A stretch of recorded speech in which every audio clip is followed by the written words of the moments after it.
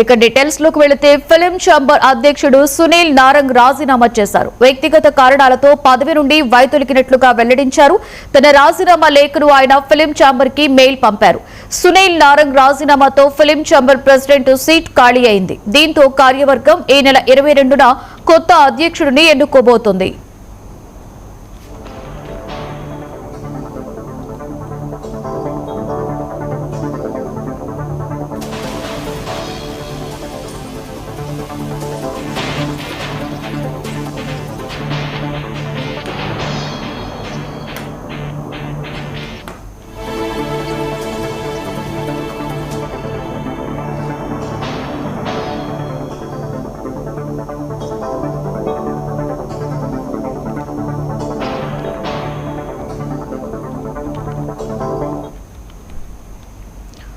Film chamber అధ్యక్షులు సునీల్ నారంగ్ రాజీనామా చేశారు. వ్యక్తిగత కారణాలతో పదవి నుండి వైదొలుగుతున్నట్లుగా వెల్లడించారు.